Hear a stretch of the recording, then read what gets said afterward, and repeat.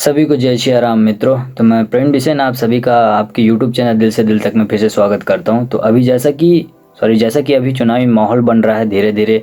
अभी विधानसभा क्षेत्रों में चुनाव होने वाले हैं। तो आप लोग देखेंगे कि तो आपके जो क्षेत्र जो विधायक होंगे वो उनके जो कार्यकर्ता लोग होंगे आपके घर घर आएंगे, आपसे कुछ कुछ वादे करेंगे। जैसे चुनावी माहौल आएगा वैसे कुछ वादे करेंगे कि हम आपको इतना तेल दे देंगे, हम इतना किलो आपको चावल दे देंगे, हम आपके घर की गरीबी दूर कर देंगे वगैरह वगैरह बहुत सारी चीज़ें होंगी। लेकिन आप लोग देखेंगे कि उसमें सिर्फ बोल कर के दिखाया जाएगा, उसके बाद वो कभी आपको ढुक के तक के नहीं देखेंगे। अगर आप कभी बीमार हो गए, आपके ऊपर कोई समस्या आ गई, आप किसी हॉस्पिटल में बंद है, आप कॉल करेंगे ना तो आपका कॉल तक के नहीं उठाएंगे।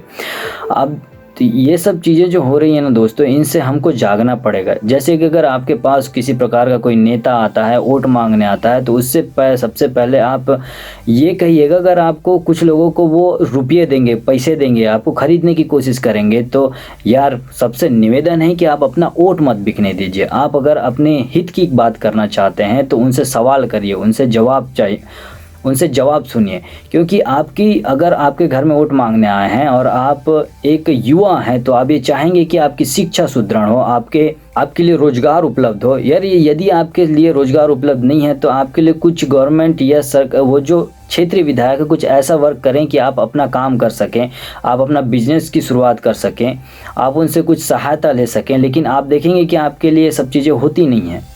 क्यों नहीं होती हैं? क्योंकि हम सजग नहीं हैं, हम अपने अधिकारों को नहीं जानते हैं, हम अपने अधिकारों को नहीं समझते हैं। और अगर जब तक ये चीज़ नहीं समझेंगे तब तक ये हमारे ऊपर हावी होते रहेंगे और ऐसी इनकी राजनीति चलती रहेगी। हमेशा ये लोग बड़े बड़े वादे करके चले जाते हैं। आप इनके शिक्षा के ऊपर सवाल करेंगे, आपको जवाब नहीं देंगे। आपके रोजगार के ऊपर सवाल करेंगे, आप जवाब नहीं देंगे।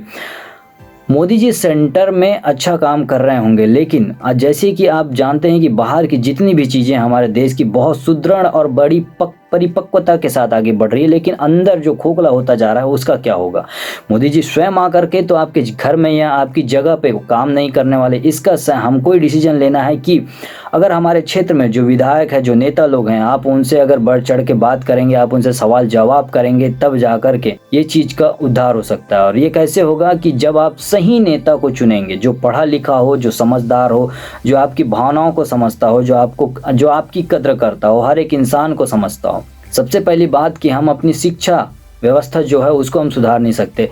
आप लोग देखेंगे कि शिक्षा का अभाव इतना ज़्यादा होता है कि अगर किसान के ऊपर बोझ आ जाता है तो वो सह नहीं पाता है, वो इतना ज़्यादा टॉर्चर हो जाता है, इतना ज़्यादा समस्याओं से घिरा होता है कि उसे आत्महत्या करना पड़ता है। और अभी दिन प्रतिदिन ये दर कंटिन्यूसली बढ़ते जा रहा है। कभी 5600 होता है, कभी 6000 होता है, कभी 7200 होता है। निरंतर 2017 से ये जो इसकी दर है उसमें लगातार बढ़ोतरी होती जा रही है।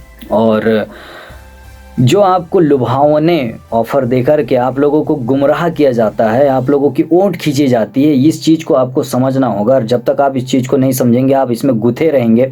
और जब तक आप गुथे रहेंगे ना, आप सही डिसीजन, सही नेता को नहीं चुन पाएंगे।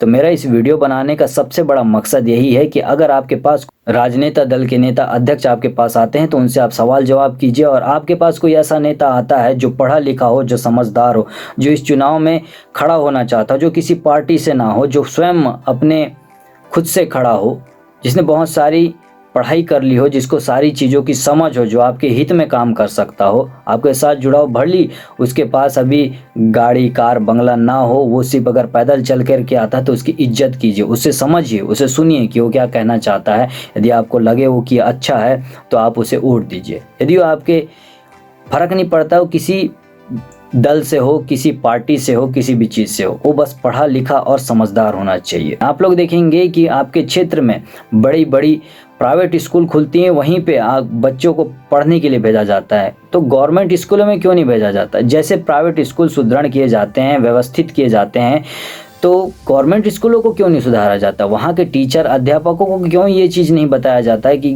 वो भी पढ़ाने के लिए ही होते हैं बच्चों को? उनको पेमेंट मिलती किस बात की मिलती है? हम लोग देखते हैं कि हमारे क्षेत्र के जितने बच्चे रहेंगे प्राइमरी स्कूल के या मिडिल स्कूल के, वो कुछ भी पहन के जा रहे हैं। उनका कोई ड्रेसअप नहीं होता है, उनका कोई ड्रेस कोड नहीं होता, उनके पास कोई बैग नहीं होता है, कोई पुस्तकें नहीं होती हैं, बिखरी पड़ी हैं। कोई भी टाइम जा रहे हैं, कोई भी टाइम आ रहा है, ऐसा स्कूल थोड़ी व्यवस्था होता है।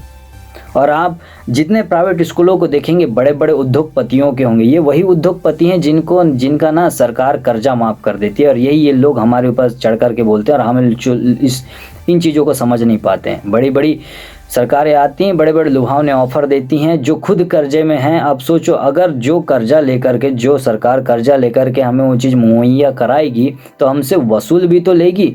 आप लोग देखेंगे कि हमारे लिए कितनी सारी एग्ज़ामों का, कितनी सारी रोजगार का हमें बोला जाता है, उसके लिए फॉर्म भराए जाते हैं। हर एक फॉर्म के लिए कभी 500 कभी 250 लिया जाता है, कई बार वो फॉर्म निरस्त हो जाते हैं।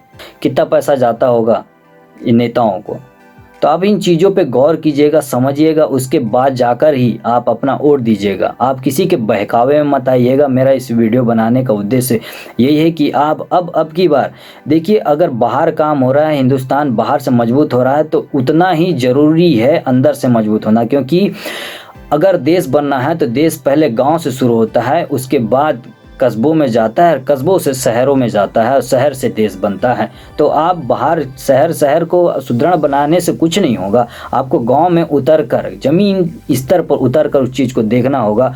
और आप सभी आम जनता से मेरा विनम्र निवेदन है कि अगर आपके पास कोई भी ऐसा नेता आता है तो आप उसकी बातों को सुनिए और उससे सवाल जवाब कीजिए। आप उनसे हाँ में हाँ सर मत हिलाइए, क्योंकि 500 रुपये आपके पूरे 5 वर्ष तक चलने वाले नहीं हैं, और आपके घर का राशन, आपके शिक्षा उससे उपलब्ध होने वाली नहीं है। उसके लिए आपको अपने अधिकारों को समझना पड़ेगा, अपने अधिकारों के लिए आपको लड़ना पड़ेगा, उनसे सवाल जवाब करने पड़ेंगे। तो आप इस बार ठान लीजिए कि अगर आपके पास कोई भी नेता, कोई भी राजनेता या उसका अध्यक्ष, उपाध्यक्ष, जो भी कार्यकारी सदस्य अगर आपके पास आता है तो आप उससे सवाल जवाब कीजिए और अपना मत को मत बिकने दीजिए।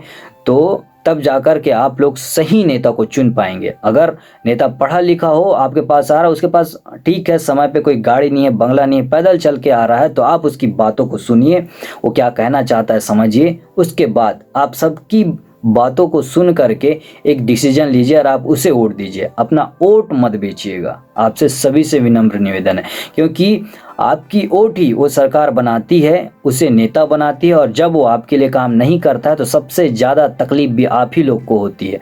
तो ये सब चीज़ों को सोच कर ही आप अपना मत दीजिए, और आप ऐसे नेता को चुनिए जो आपके साथ खड़ा हो सकता हो, आपकी भावनाओं की कद्र करना जानता हो, और वो आपके लिए काम करना जानता हो।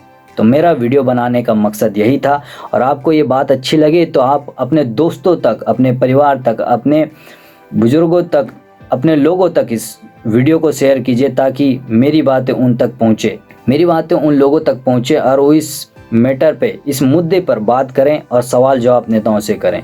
मिलते हैं अगले वीडियो में, तब तक के लिए जय हिंद, जय भारत।